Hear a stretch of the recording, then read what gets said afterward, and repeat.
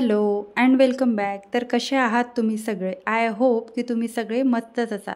चला तर मग आजच्या व्हिडिओला सुरुवात करूया.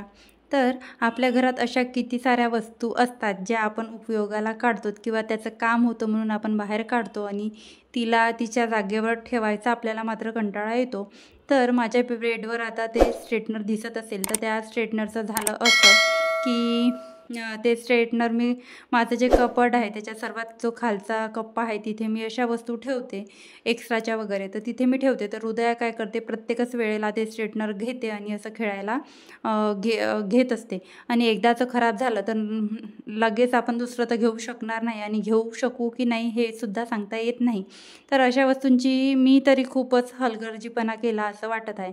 तर म्हटलं चला आज आपण हे स्ट्रेटनर पण व्यवस्थित ठेवून देऊया, कारण आता हृदया त्याची तोडफोड पण करणं सुरू झालं होतं आणि 7 ते 8 वर्ष झाले हे स्ट्रेटनर मी यूज करत आहे. याला काहीच झालं नाही आणि हृदयाचं खूप जास्त तोडफोड करणं सुरू राहतं. आताच माझ्या फ्रीजवर जी राधाकृष्णाची मूर्ती होती ती तिच्या हाती लागली आणि तिने तोडली, तर असा खूप जास्त संताप होत असतो. तर मग मी ते स्ट्रेटनर आतमध्ये टाकलं आणि लगेच हृदया माझ्या मागे आली.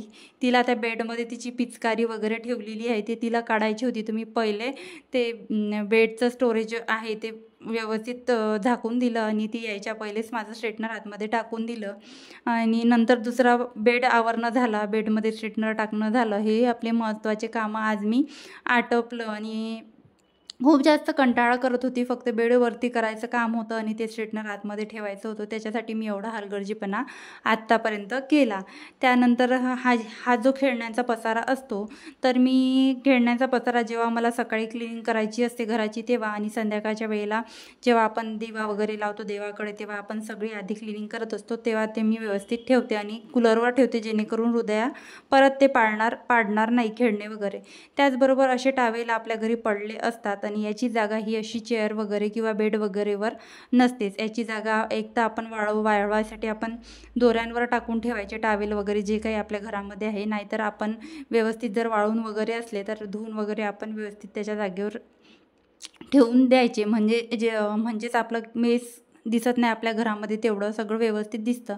त्याचबरोबर कपडे जर आपले अलमारीमधले किंवा कुठले जिथे कुठे आपण कपडे स्टोअर करतो ते सगळे आपण नीटनेटके ठेवले तर आपल्या घराला एक छान असं लुक मिळतं. त्याचबरोबर आमच्याकडे अशी मॅडम अशा आहे की इकडच्या तिकडे आणि तिकडच्या वस्तू नेऊन ठेवत असते, तर ते सगळं मी व्यवस्थित जागेवर ठेवून दिलं. त्याचबरोबर हा मिक्सरचा पॉट जो आहे तो आतून सुकतो आणि मागून सुकतच नाही, तर मागून पुढून वाळवण्याच्या नादात तो बाहेरच राहतो, ट्रॉलीमध्ये काही ठेवला जात नाही. तर मग मी फ्रीजवरच ठेवते असा. तर मग आता फ्रीजमधला मी व्यवस्थित ट्रॉलीमध्ये ठेवला आणि जे काही किचन ओट्यावर पसारा होता तो सुद्धा आतमध्ये ठेवला. नंतर आपल्या घरी सर्वात जास्त पसारा जो दिसतो तो हे भांडे आहे. जोपर्यंत भांडे ट्रॉलीमध्ये लागत नाही तोपर्यंत भांड्यांचा नुसता पसारा दिसत असतो. आणि पावसाचे दिवस आहे, तुम्हाला माझ्या गॅलरीमध्ये कपडे दिसत असेल.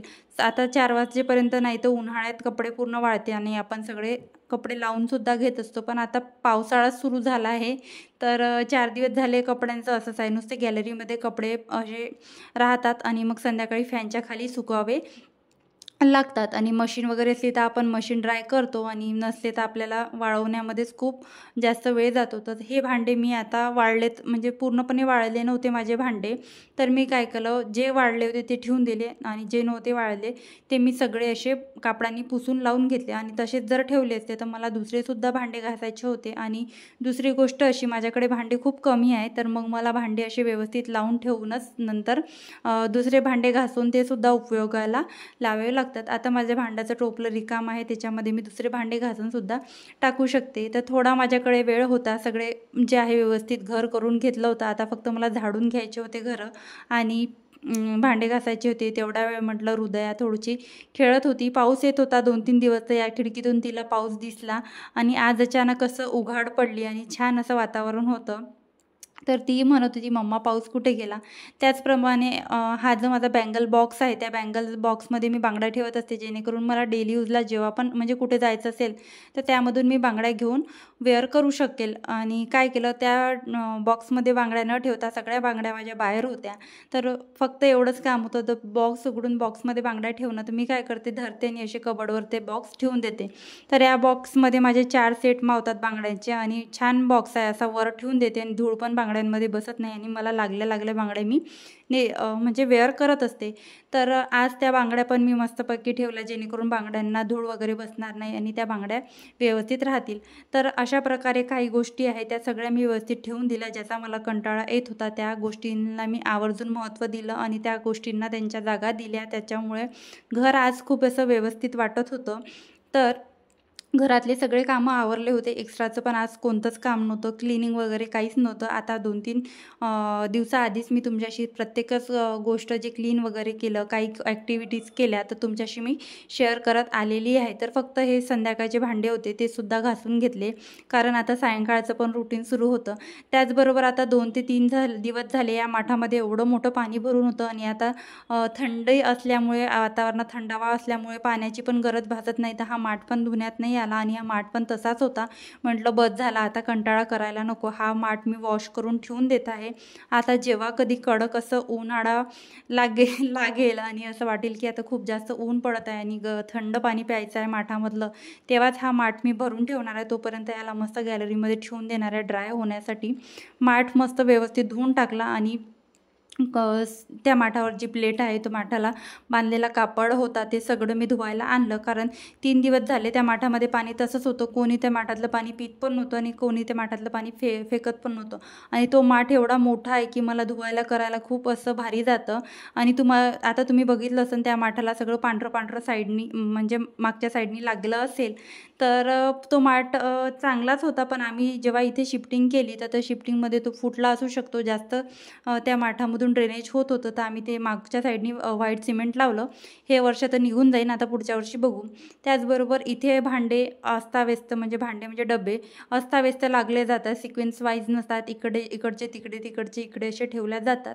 ते सुद्धा व्यवस्थित लावून घेतले। आपण सगळ्या वस्तूंना व्यवस्थित जागा दिली, व्यवस्थितपणा ठेवला तर आपलं घर पण व्यवस्थित दिसत असतं आणि काहीच वेळ लागत नाही हे सगळे कामं करायला। तुम्ही बघू शकता या कुंडीला ड्रेनेज नाही आहे आणि यामधली माती पण पूर्ण अशी वाळून गेली आहे। तर या झाडाला पण पाणी टाकायचं म्हटलं की स्टूलवर चढावं लागतं आणि वरती असं झाडांना पाणी द्यावं लागतं। तर याचासुद्धा मला खूप कंटाळा येतो। तरी यामध्ये ड्रेनेज नसल्यामुळे याच्यामध्ये पाणी बरेच दिवस राहतो। पण काय होतं ना, हे स्नेक प्लांटला वगैरे पाण्याची पण जास्त आवश्यकता नसते। तर माझं लक्षच राहत नाही, प्लांटवरती ठेवले आणि त्याला पण पाणी द्यायचं आहे। तर असे जे काही कामं आहेत ज्याच्याकडे आपण दुर्लक्ष करतो किंवा आता करू नंतर करू आपले पेंडिंग कामं राहतात, त्या कामांकडे मी आज आवर्जून लक्ष दिलं आणि ते कामं आज मी घ्यायचं ठरवलं आणि ते सगळे कामं केले। बँगल्स ठेवले, स्ट्रेटनर ठेवलं, झाडांना पाणी टाकायचं होतं ते ठेवलं। तर कसा वाटला तुम्हाला माझा आजचा व्हिडिओ मला कमेंटमध्ये नक्की सांगा आणि हो, व्हिडिओ जर आवडला असेल तर व्हिडिओला एक लाईक आणि चॅनलला सबस्क्राईब करायला विसरू नका। Bye bye.